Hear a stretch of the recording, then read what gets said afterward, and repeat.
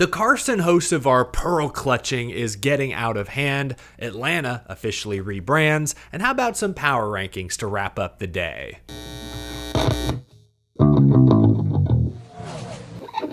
How's it going, y'all? My name is Eric. Welcome to Out of the Groove, RIP Atlanta Motor Speedway. Just the name, not the track itself. It's been confirmed Atlanta Motor Speedway will be renamed Echo Park Speedway in a 7-year naming rights agreement between SMI and the SMI affiliated car dealership company. Yes, Echo Park Automotive and Speedway Motorsports are both under the Smith family purview. This is kind of like HendrickCars.com sponsoring Rick Hendrick's number 5 car. Either way, you can see the new logo, Echo Park Speedway. I can already tell you nobody's gonna call it that. Nobody called Phoenix ISM Raceway. Nobody says Worldwide Technology Raceway. It's Gateway. Lowe's Motor Speedway, at least was one syllable, kind of rolled off the tongue.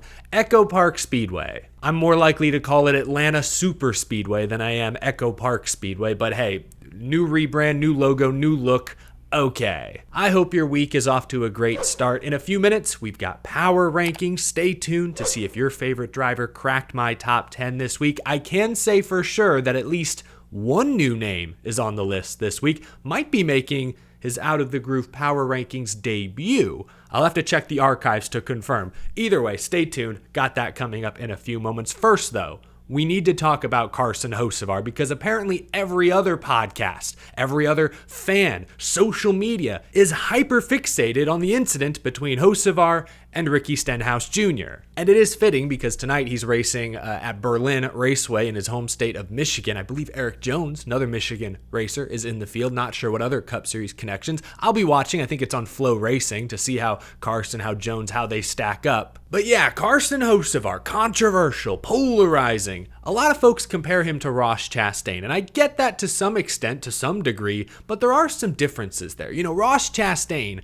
at a certain point early in his career with Trackhouse, was kind of pressured by the garage and by fans to rein it in a tad, to refine his aggression. I even said as much at one point, but that was more because it felt like Ross's aggression was costing him good finishes. Like Darlington, that one race, for example, took himself out of a race he could have won. Or he pissed Denny Hamlin off to a point that Hamlin was actively making Ross's life hell on the racetrack. Ross's aggressive moves were hurting his finishes.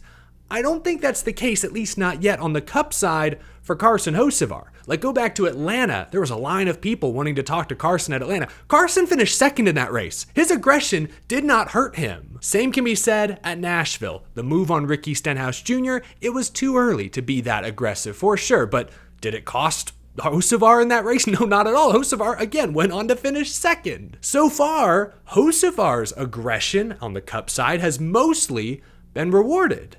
That wasn't always the case for Ross. That's why I think it did make some sense for him to reassess his approach to racing. He used to admit that he would get so angry behind the wheel. I think he's refined that, and I think that ultimately, long-term, is going to be to his benefit. So I don't see Carson and Ross as one-to-one exact comparisons like many others do. I actually think Carson is more comparable to Kyle Larson. Both drivers got into the Cup Series when they were young, racing for kind of second-tier Chevy teams. Spire for Hocevar, Chip Ganassi for Kyle Larson. They both had so much God-given talent, raw speed, it was apparent immediately. And both would often overstep early in their careers, make mistakes, spin themselves out, sometimes might take someone else out. It took Larson almost 3 years to win his first Cup Series race with Chip Ganassi Racing, and Hocevar is a year and a half into his Cup Series career. Now, he could win a race sooner rather than later, but we saw Larson finish runner-up quite a few times before he finally break through. So I think they're on a similar trajectory. Coincidentally, Kyle Larson got his first career win at Michigan in 2016. Where are we going this weekend? Carson's home state, fresh off a runner-up finish. I'm just saying, the parallels between Hocevar and Larson, to me, are more direct than the parallels between Hocevar and Ross Chastain. What makes Carson Hocevar different, however, than both Ross and Kyle Larson is his reputation. Everyone knew Chastain was aggressive in trucks, Xfinity. Larson, very aggressive, but I don't think either driver was ever really considered dirty.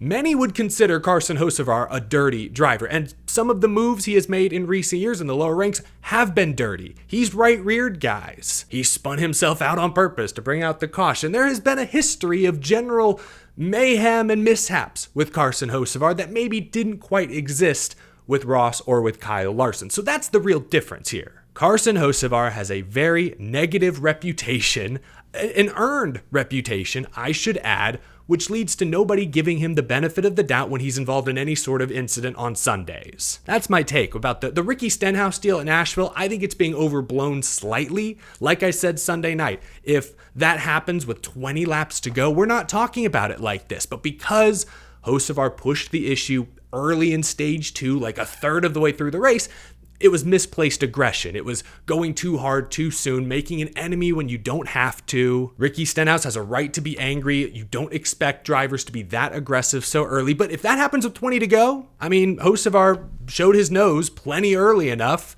Stenhouse kind of tried to close the gap. I mean, if that happens with 20 to go, to me, it's aggressive racing for position late in the race at a track that's hard to pass. I wouldn't be looking at it as an over-the-top, overly aggressive move. Carson Hocevar just needs to learn when to pick his battles. When is it time to ramp up the aggression, and when is the juice not worth the squeeze? But as far as Carson Hocevar at Nashville, that's it. That's it. But because he has this strong negative reputation, I feel like the media and fans are blowing it up to be more than Sunday night was. And I think some of that is also, Spire co-owner Jeff Dickerson was on Door Bumper Clear podcast. He also appeared on Sirius XM. So you're getting a lot of Carson Hocevar content this week, which naturally is going to lead to more conversation. It's going to lead to this feeling like a bigger deal than maybe people mean for it to be.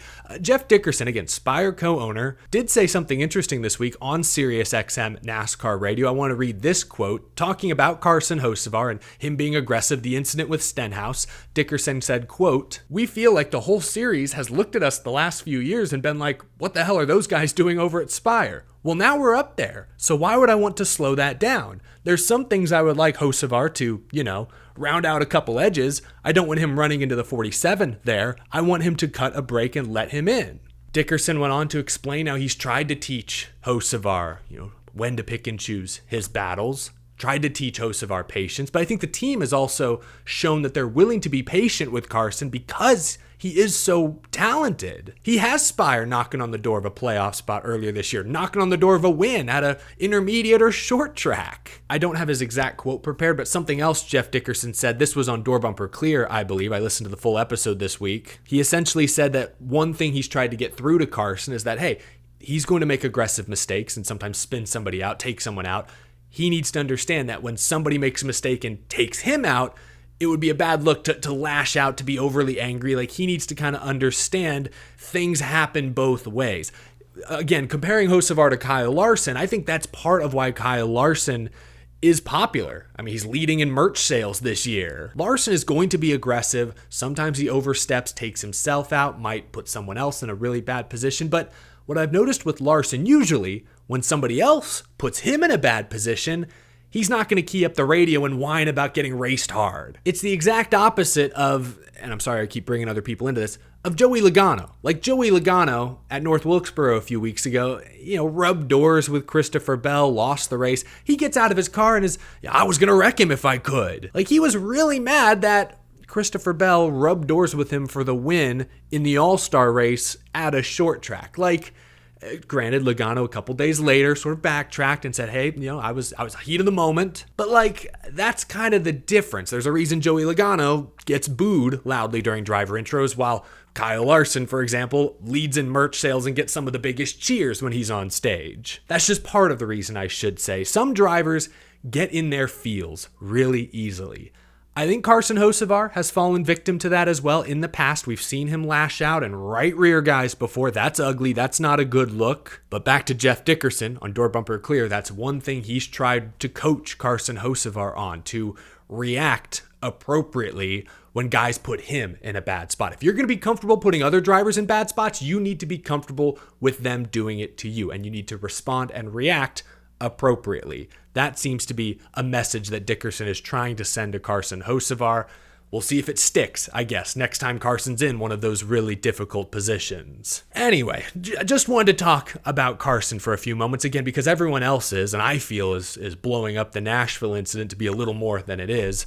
It's all reputation. Carson has a negative reputation, so every mistake he makes on track is going to be put under a microscope. But now, let's go to power rankings. Y'all know the drill. Every week I rank the top 10 fastest, best performing teams in the NASCAR Cup Series garage. Let's see if your favorite driver made the cut this week.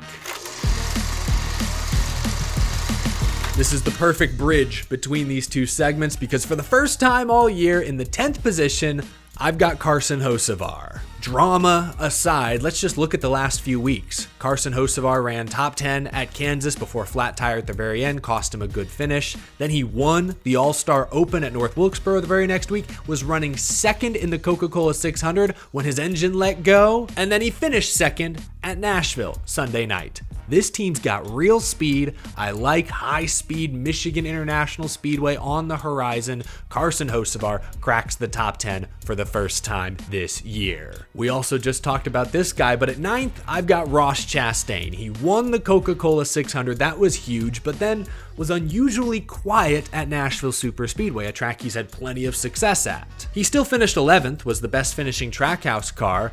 You look at the last 8 races, Chastain's average finish is 9.0. That's really impressive. It's why he's 9th on my power rankings. Chase Elliott is in the 8th spot. I see the frustration on social media from Chase Elliott fans. Top 15 at Nashville, that's not terrible, but where is the winning speed? Where is the consistent top 5 performance? Where are the laps led?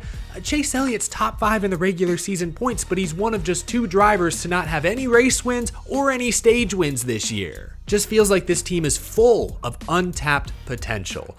Tyler Reddick in the 7th spot is the other driver, top 10 in points without a race win, without a stage win. Really just because this team has failed to put together a full race in recent weeks. Wrecked at Texas with a top 5 car, sped on pit road late at Charlotte with a top 5 car, and then a fluky flat tire at Nashville maybe cost them a top 5. He still rallied to finish top 10, which was really impressive. Again, shows how much speed this team has. I'm moving Reddick up a couple spots this week because that's one reason. He rallied to finish top 10 despite all of those setbacks at Nashville. 2, even though the finish at Charlotte was bad, he did earn the 2nd most stage points in that race. So this guy's earned a lot of points the last 2 weeks. And then 3, third reason I'm moving him up a couple spots, we're going to Michigan this weekend where Tyler Reddick is the defending race winner. Reddick at 7. In the 6th spot, I've still got Joey Logano. All of Team Penske seemed to be off at Charlotte Motor Speedway. They bounced back, obviously, at Nashville with Blaney winning the race and Joey Logano finishing 4th. And now we head to Michigan, where yes, Tyler Reddick won last year, but Ford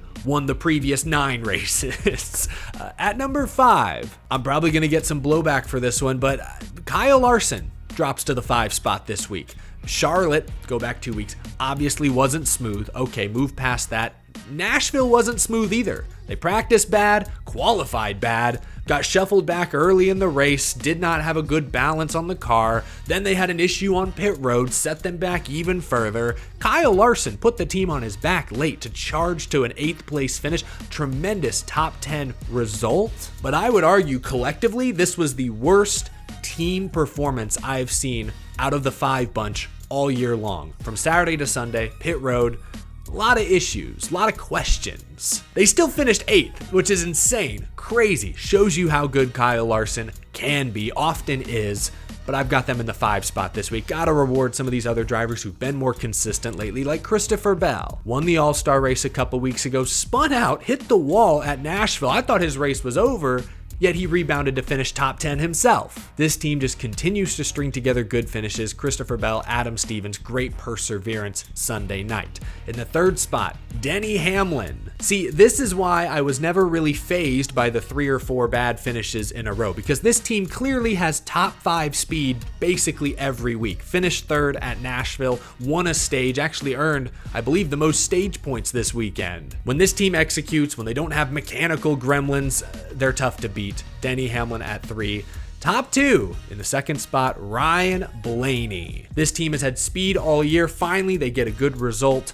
14 stage points, a stage win, obviously the race win, and now, like I mentioned with Joey Logano, they head to Michigan, where Ford has been pretty strong in recent years. Ryan Blaney at 2, but at number 1 still, points leader William Byron. Hendrick Motorsports was kind of off across the board Sunday at Nashville, but William Byron ran top 5 all night, earned the second most stage points, finished 5th. He extended his standings lead to 48 points. I want to see him win a couple more races before the end of the regular season, and I think there's a good chance he will, but I'm also a fan of some good old-fashioned consistency. His season-long average finish is 9.2. That's pretty great. William Byron at 1. There is my top 10. A new name or 2, and Kyle Larson, 5th, might be the lowest I've had him all season. That'll probably be a temporary spot, but I gotta reward the consistency from the 24, the 20. Ryan Blaney just won, has been this close all year.